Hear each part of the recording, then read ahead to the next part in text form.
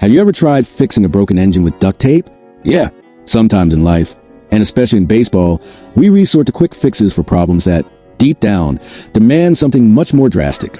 The Yankees signing Marcus Stroman was exactly that. A rushed, almost emotional attempt to correct a bigger mistake. And now, a few months later, the team has decided to stop pretending everything was fine. Stroman's departure isn't just a routine release. It marks the end of a cycle that started poorly, got worse, and ended with a mix of frustration and relief.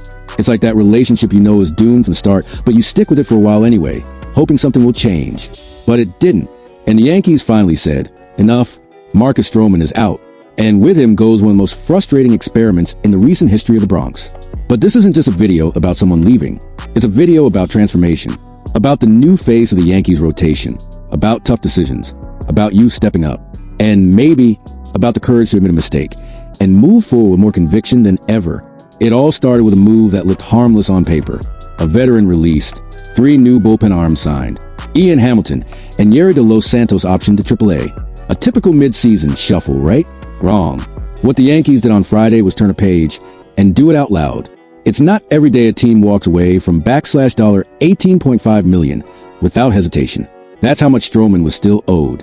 And even so, Brian Cashman and company felt it was better to cut him loose than keep him occupying a roster spot that, at this point, seems more valuable than any salary already paid. The decision wasn't impulsive. It was built, brick by brick, from the moment the Yankees lost a bidding war for Yoshinobu Yamamoto to the Los Angeles Dodgers back in the offseason. He was the most coveted name on the market, a Japanese phenomenon, ready to be the ace of any MLB rotation for years. The Yankees went all in, despite still playing at a high level, and in their desperation, they went with the most accessible solution they could find, Marcus Stroman, a familiar name, a recent all-star, a veteran with a strong personality, mound presence, and a track record of solid moments, but also someone with clear signs of physical decline, especially over the last 2 seasons. Still, Cashman believed that at 2 years and $37 million, the risk was worth it. After all, Stroman had proven himself before. He had handled pressure. He had pitched in big markets. And maybe, in the right environment, he could bounce back. But that never happened. And the patience of the front office and fans wore thinner with each game. The numbers say a lot. A 4.69 ERA over 193 and 2/3 innings. The 11th worst among all starters since the start of the 2024 season. A stuff plus of 86. A metric that basically measures how much power and movement a pitcher stuff still has. 4th worst in the league. His fastball velocity? An average of 90.4 miles per hour, 145.5 kilometers per hour. 3rd slowest in MLB. More than bad stats. What really hurt was a sense of stagnation. Strowman wasn't improving. He wasn't adapting. And behind the scenes, signs of discomfort started to surface. Yankees manager Aaron Boone, a master of diplomacy, was unusually blunt in an interview. He's got to command, he said. That's the most important thing. Be where he wants to be on the plate. Have presence on both sides. You can't just stay on one side. In other words, being a veteran isn't enough. A resume is enough. You have to deliver. And Stroman, due to a combination of physical wear, injuries, and maybe even lack of motivation, wasn't able to do that anymore. The final straw came with a knee inflammation that sidelined him for 2 months. He was already struggling. Came back even worse. And to make matters worse, the contract clause that included an option through 2026 if he surpassed 140 innings became irrelevant. He wasn't going to get anywhere near that. And with the Yankees aggressively reshaping the roster, the spot Stroman occupied became untenable. The bullpen, once a weak point, gained 3 new arms in less than 48 hours. Camilo Doval, coming from the Giants, is one of the most dominant relievers in the league over the past 2 years. David Bednar, formerly of the Pirates, brings a nasty curveball and steady numbers since 2022. Jake Bird, a quieter addition, offers depth and versatility. Together, they shift the team's outlook. But the real transformation is happening in the starting rotation. With Stroman gone, 2 names immediately step into spotlight.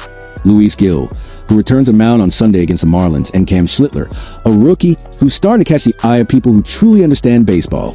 Gil, already known by the fan base, is a safer bet. He's pitched in the majors, he's faced pressure, and he has the arsenal to hold the line. But it's with Schlittler that things get interesting.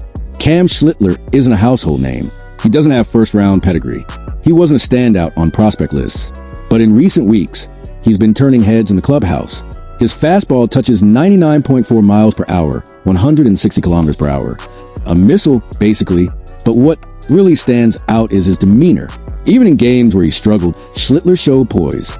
He bounced back in the next inning, made mechanical adjustments, listened to coaches, and more importantly, showed personality. Of course, he still needs to develop his secondary pitches, especially his slider and changeup, but the raw material is there, and the Yankees, tired of waiting on veterans who can't deliver, seem ready to bet on the new. Aaron Boone made that clear in Miami. We believe Adam, Warren, and Schlittler are ready to step into rotation full-time. With a few more roster moves likely in the coming days, we felt this was the right time. And what time is this? It's time to turn the page, to face the fact that the previous plan failed, that trying to build a rotation with reliable veterans and safe contracts didn't work, and that maybe, just maybe, the answer lies in the farm system, in the names without a long track record, but full of hunger. Stroman might find a new team, maybe as a reliever on a contender, maybe as a starter for a rebuilding club. But his time with the Yankees will go down as one of the most disappointing in the past decade, not for lack of effort, but for lack of results. And in the end, that's what matters most in New York. The city and the franchise has no patience for long mistakes. The leash is short. If it works, it stays. If it doesn't, it goes.